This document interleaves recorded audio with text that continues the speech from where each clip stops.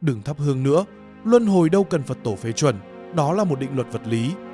Hơn nữa, kiếp sau của bạn vốn đã được định sẵn là sẽ không bao giờ đầu thai thành con nhà giàu.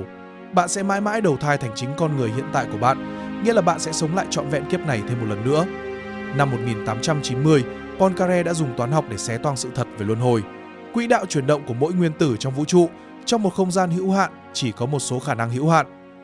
Giống như một bộ bài chỉ có 52 lá. Dù bạn có sáo bài kiểu gì, chỉ cần sáo đủ nhiều lần thì cùng một kiểu sắp xếp nhất định sẽ xuất hiện lại. Vũ trụ cũng như vậy, chỉ cần thời gian đủ dài, mỗi nguyên tử sẽ quay trở lại đúng vị trí hiện tại. Các nhà khoa học đã tính ra khoảng thời gian này là 10 mũ 56 năm. Con số này lớn đến mức nào? Vũ trụ bây giờ mới chỉ 13,8 tỷ năm tuổi. Còn con số kia, tính từ lúc vũ trụ ra đời, đếm đến khi mọi ngôi sao đều tắt, hố đen bốc hơi, bạn thậm chí còn chưa đếm đến nổi dấu thập phân của nó. Thế nhưng, nó vẫn cứ nằm đó chờ bạn. Như một chiếc máy photocopy chính xác đến từng nguyên tử, nó sẽ in lại cuộc đời bạn thêm lần thứ hai mà không sai một chữ.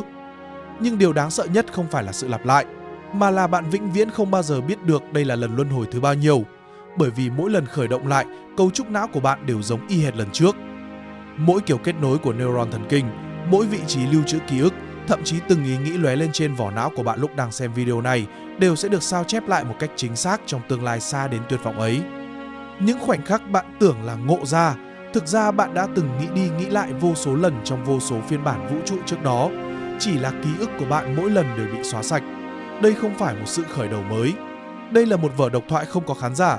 Bạn vừa là diễn viên, vừa là kịch bản, và vở kịch này đã được diễn vô số lần. Vậy câu hỏi đặt ra là, dựa vào đâu mà nói các nguyên tử chắc chắn sẽ quay lại vị trí cũ? Câu trả lời Poincaré đưa ra còn lạnh lùng hơn bạn tưởng. Ông dùng xác suất học để tính một phép toán. Giả sử vũ trụ là một chiếc hộp kín, bên trong có 10 mũ 82 nguyên tử. Mỗi nguyên tử mỗi giây thực hiện 10 mũ 43 lần chuyển động ngẫu nhiên. Những chuyển động đó trông có vẻ hỗn loạn, nhưng thực chất chỉ là những tổ hợp hữu hạn trong một không gian hữu hạn. Giống như một bộ bài vậy. Dù có 8.065 tỷ nhân 1.075 tỷ nhân 2.428 tỷ cách 6 bài, nghe như một con số thiên văn, nhưng nó vẫn chỉ là một con số hữu hạn. Còn thời gian thì là vô hạn. Chỉ cần sáo đủ lâu, mọi kiểu sắp xếp cuối cùng đều sẽ lặp lại, bao gồm cả kiểu sắp xếp bạn đang ở vào lúc này. Điều kỳ dị hơn là hồi quy Poincaré không phải do một thế lực thần bí nào thao túng, mà là kết quả tất yếu của xác suất. Vũ trụ không cần ghi nhớ trạng thái trong quá khứ, không cần bất kỳ ngoại lực nào thúc đẩy, chỉ bởi vì khả năng là hữu hạn còn thời gian thì vô hạn, nên sự lặp lại trở thành một định mệnh không thể tránh khỏi. Giống như việc ném 1.000 con xúc xắc vào một cái hộp rồi lắc liên tục, cuối cùng sẽ có một khoảnh khắc tất cả các mặt xúc xắc đều ngửa lên cùng lúc. Không phải vì xúc xắc muốn như vậy, mà vì chỉ cần lắc đủ lâu, mọi kết quả đều sẽ xuất hiện. Nhưng điều này lại ẩn chứa một nghịch lý lớn, khiến các nhà vật lý đau đầu hơn 100 năm nay. Năm 1865, nhà khoa học Đức Clausius đã đề xuất một định luật tuyệt vọng, định luật tăng entropy. Ông nói rằng, trong một hệ kín, mức độ hỗn loạn chỉ có thể ngày càng tăng và không bao giờ trở lại trạng thái trật tự. Một cốc nước nóng chỉ có thể nguội đi, không thể tự nóng lên. Một chiếc cốc vỡ sẽ không tự liền lại, người đã chết sẽ không thể tự sống lại. Mức độ hỗn loạn của vũ trụ giống như một con đường một chiều, chỉ có thể tiến về phía trước, không thể quay ngược lại.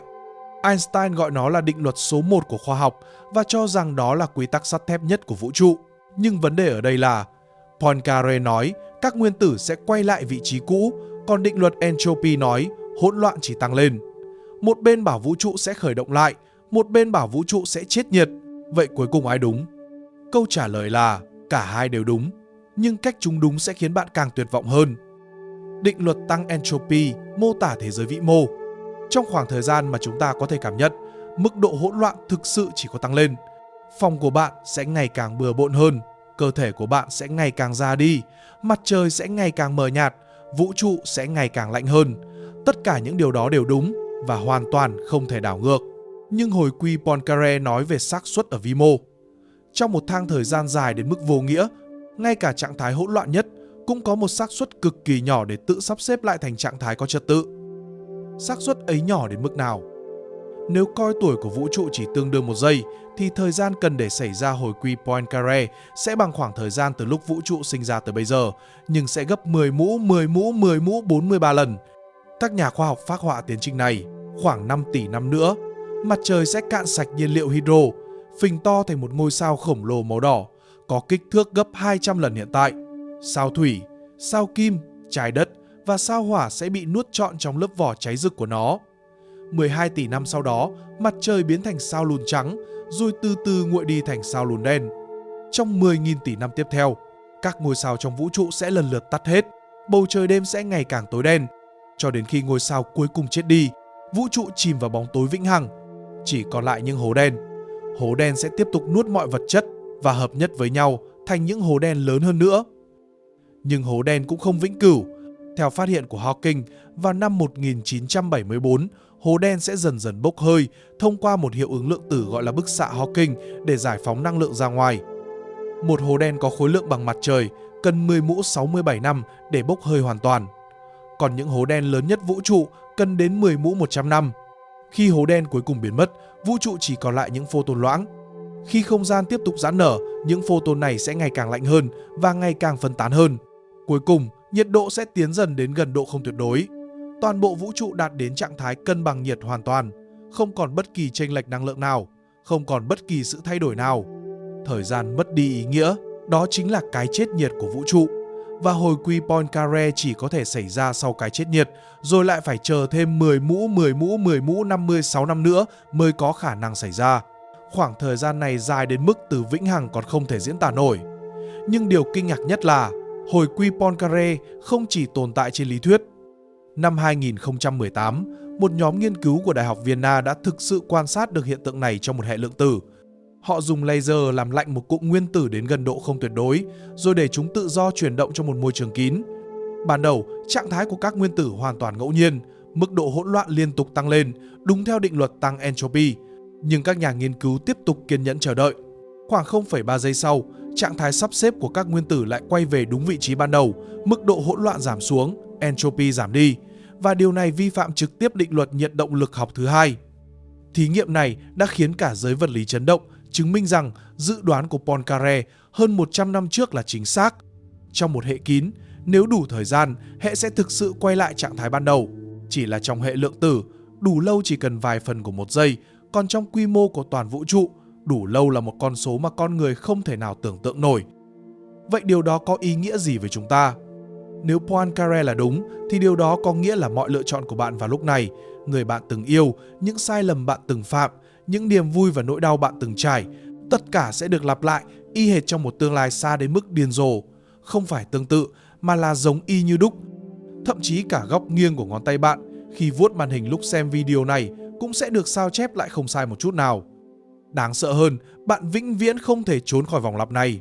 Bởi vì nếu bạn thoát được, thì nó không còn được gọi là hồi quy Poincaré nữa. Sự vùng vẫy của bạn, nỗ lực của bạn và từng ý nghĩ bạn muốn dùng để thay đổi số phận, tất cả đều đã được khắc sẵn trong kịch bản của vũ trụ. Bạn tưởng rằng mình đang đưa ra lựa chọn, nhưng thật ra bạn chỉ đang vận hành theo một chương trình cố định.